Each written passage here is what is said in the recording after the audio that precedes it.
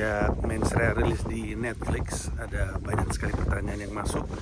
Kemarin kita sempat jawab pertanyaan kenapa komika memaki di atas panggung. Nah, kali ini kita akan mencoba menjawab kenapa di Mensreya Panji nggak ngebahas Anies Baswedan.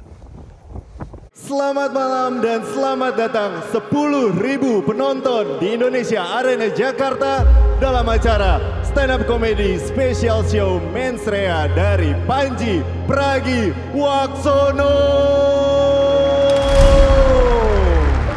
Sekarang mari kita sambut Panji Pragiwaksono. Selamat malam atasan Presiden Republik Indonesia. Let's go. Apapun yang gua katakan, orang gak bisa marah. Kan menurut keyakinan saya. Bahkan kalau menurut keyakinan saya, di Ahmad Sahroni, lu mau ngomong apa? Lah aneh, solusi dari yang berani. Solusi dari yang pinter. Lah kalau dia berani, tapi gila. Loh. Indonesia pernah ngelihat sosok pemberani. Dharma Pongrekun. Sekarang orang macam apa sih yang milih sosok seperti beliau? Itulah kenapa Mensreya itu tidak didesain untuk mengubah para politisi. Kenapa? Karena percuma. Ngomong-ngomong, Prabowo gemoy itu patah banget ya. Lupa ya, ada intel di antara kita. Ini orang pernah nyulik aktivis, guys.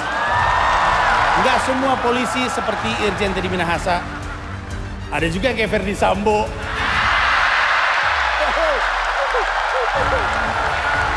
Ikutin gambarnya, jangan ngide. Tukang ngerjain kerjaan arsitek jadinya kayak gitu. Sama, arsitek juga jangan kerjaan tukang. Karena arsitek ngerjain kerjaan tukang itu ibaratnya lapor Mas Wapres. Hati-hati Mas Panji, ngomong politik tuh hati-hati. Oke, banyak yang bilang alasan kenapa Panji tidak ngebahas Anies Baswedan di Mensreya adalah karena Panji nggak berani ngebahas Anies Baswedan dan nggak berani ngebercandain, dan alasannya adalah karena saya mendukung Anies Baswedan. Nah, sekarang faktanya adalah tidak ada satupun YouTuber di Indonesia, YouTuber ya bukan media nih, YouTuber di Indonesia yang lebih banyak bikin video mengkritik Anies Baswedan daripada Panji Pragiwaksono. Fix. Buka aja YouTube, search Panji Anies, habis itu scroll aja terus tuh. Lewatin yang video wawancara, lewatin yang media-media, terus aja pasti bakal ketemu. Kalau mau buka YouTube-nya gua dari periode 2017 sampai 2000 berapa tuh? 2024, 2023. Banyak banget. Bahkan waktu itu gue pernah bikin video review satu masa jabatan Anies Baswedan. Durasinya 2 jam 22 menit kalau nggak salah. Dengan skor 2 bintang dari 5 bintang. Ngomongin soal tuduhan korupsi, Formula E, DP 0%, banyak banget. Tidak ada lagi tuh YouTuber lain yang ngelakuin itu. Bahkan saya punya satu video spesifik judulnya DP 0 besar. DP 0 besar. Jadi kalau dibilang Panji gak pernah mengkritik Anies Baswedan, faktanya akan membantah. Sekali lagi, cari sendiri, tidak ada satupun YouTuber, bukan media, yang lebih sering daripada saya, daripada gua dalam mengkritik Anies dalam berbagai macam video. Bahkan tidak ada satupun komika yang lebih sering daripada gua dalam menjadikan Anies Baswedan sebagai punchline. Aduh, banyak banget. Semua orang yang nonton pasti tahu nih, yang di septic tank Anies banyak banget. Yang apa namanya? Dia telepon pas gua lagi di luar negeri tanpa nanya gua lagi di mana. Terus gue bilang, katanya peduli rakyat. Gue bayarin billingnya aja kagak dipeduliin tuh. Roaming soalnya kata gue. Terus yang itu tuh yang ada klip yang lagi viral, sempat viral, yang gue bilang Anies elektabilitas rendah tiba-tiba menang jadi gubernur DKI, pasti curang. Itu semuanya ada. Bahkan ada satu yang viral, ada satu video di YouTube masih ada. Judulnya adalah Habib Rizik pulang. Judulnya memang tentang Habib Rizik, tapi joke-nya tuh tentang Anies, tentang perbedaan sikap Anies ketika lagi ngegerebek Senopati dan ketika ketemu sama Habib Rizik. Karena waktu itu harusnya semua orang pada pakai masker. Cari deh, joke-nya masih ada. Semua orang harusnya pakai masker. Terus waktu ngegerebek Senopati, Mas Anies bilang, mana maskernya? Mana maskernya? Ayo, mana maskernya? Pas ketemu Habib Rizik, mana oleh-olehnya? Wah, beda perilakunya. Nah itu hanya beberapa, bahkan terakhir di acara Adili Idola. Di acara Adili Idola, saya ngebecandain Mas Anies tepat di depan Mas Aniesnya. Itu kan acara celebrity roasting ya, yang di roasting Fedi Nuril. Terus Mas Anies nongol. Terus di depan gue bilang, Mas Anies, janganlah semua undangan diiyain, kelihatan banget nganggurnya, diar meledak banget. Jadi kalau dibilang Panji nggak pernah ngebecandain Anies, itu faktanya berlawanan. Nggak ada satupun komika yang lebih sering daripada Panji dalam ngebahas Anies sebagai bahan materi stand up. Mau itu di Komodo Menoi kebahas kalau nggak salah. Ternyata ini sebabnya, keadaan kahar, banyak banget. Nah, sekarang kita masuk ke pertanyaan. Tapi kenapa pas mensrea Anies Baswedan tidak dibahas? Oke, jadi kenapa Panji tidak bahas Anies Baswedan? Sebenarnya Panji bukan cuman tidak bahas Anies Baswedan. Panji tidak bahas Anies, tidak bahas Ganjar, tidak bahas Mahfud MD, tidak bahas Ahok, tidak bahas Gita Wirjawan, tidak bahas Dahlan Iskan, tidak bahas banyak sekali nama. Yang dibahas Prabowo, Gibran, Ahmad Saroni, Pak Bahlil, Pak Raditya Spigai, Fadlizon, dan beberapa lagi. Nah pertanyaannya, apa bedanya dua kelompok nama tadi? Betul, Panji nggak bahas Anies, tapi juga Panji nggak ngebahas Ahok, Ganjar, Mahfud, banyak nama yang dibahas. Apa perbedaan utama dari nama-nama yang dibahas dan nama-nama yang tidak dibahas? Oke, selain tidak ngebahas Anies, gua nggak ngebahas Ahok, Ganjar, Mahfud, Dahlan, Gita Wirjawan, dan masih banyak lagi. Kenapa? Karena mereka tidak menjabat apa-apa. Kenapa gua ngebahas Pak Prabowo, Pak Gibran, Pak Bahlil, Fadlizon, Kapolrestabes Semarang atau sekarang disebutnya Wakatbid Kermas Dianmas STIK Lemdiklat Polri. Kenapa semua itu dibahas? Karena mereka sedang menjabat. Mereka adalah pejabat publik. Mereka bekerja dengan duit pajak yang dikumpulin dari rakyat.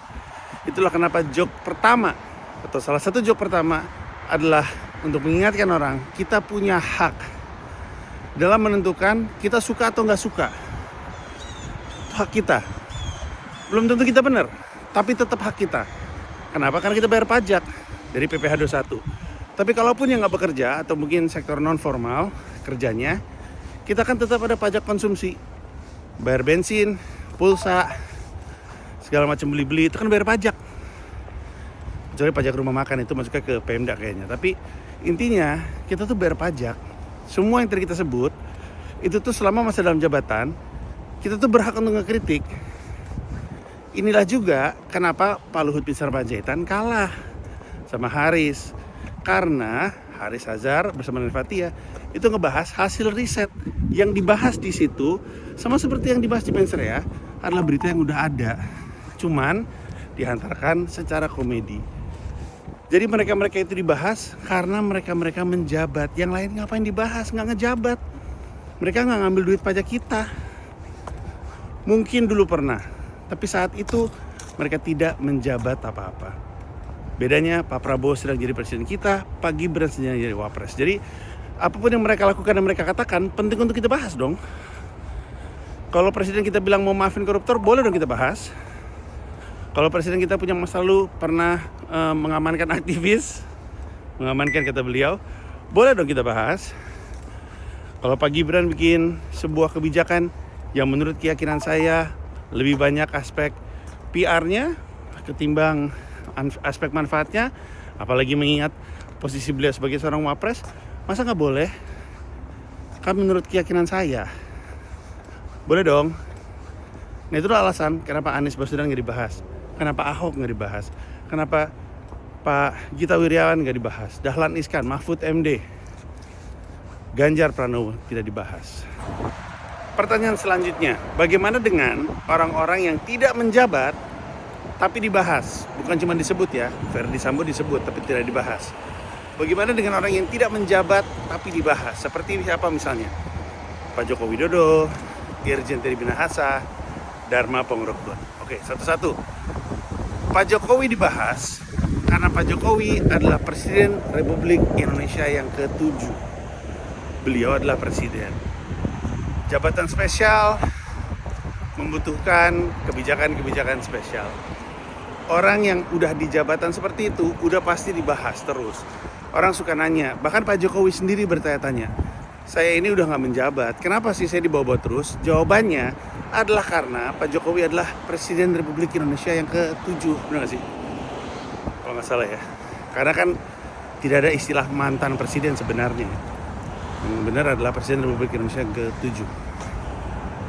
Soekarno, Soeharto, Habibie, Megawati, Gus Dur, SBY, Jokowi, Prabowo.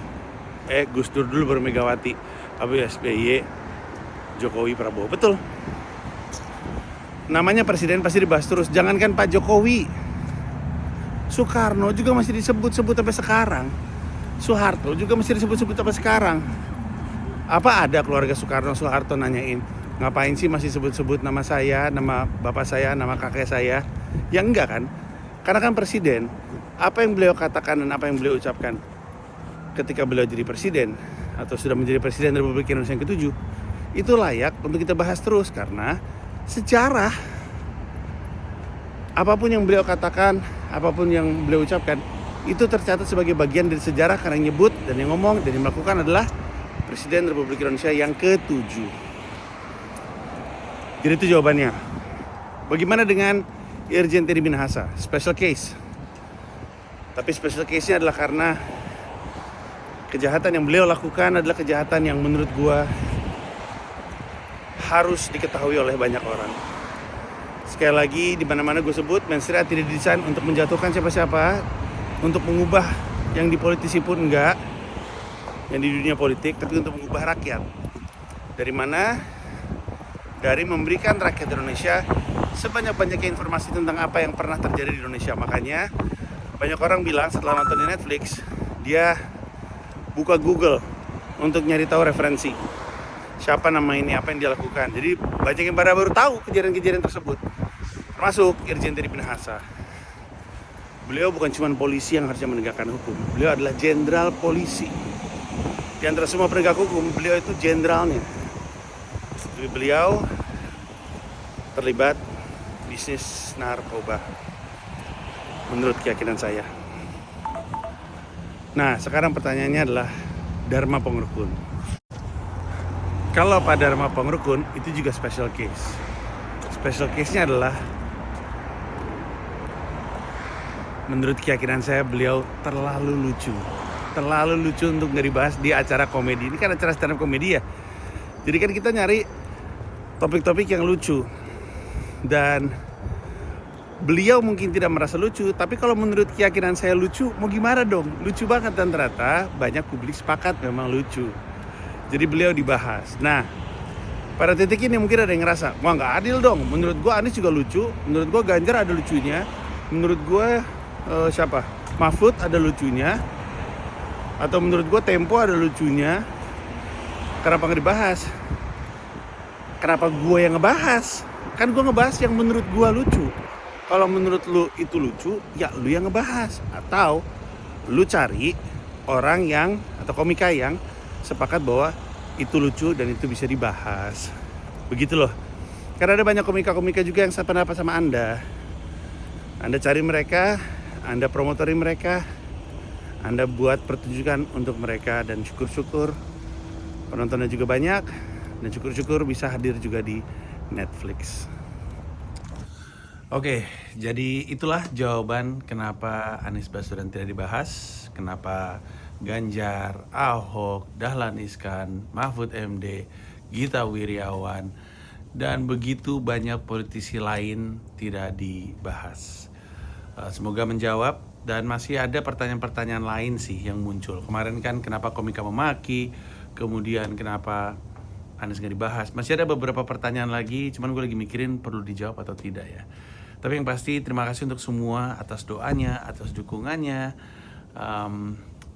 Baik itu lu followers gue ataupun teman-teman deket gue, sosok-sosok yang gue kagumi, sosok-sosok terpercaya yang menawarkan bantuan. Terima kasih banyak. Moga-moga semua akan berjalan dengan baik-baik aja, dan moga-moga stand up comedy di Indonesia masih bisa terus maju, bisa terus melucu, dan bisa terus membantu kita ketawain aja semua permasalahan kita. Bye.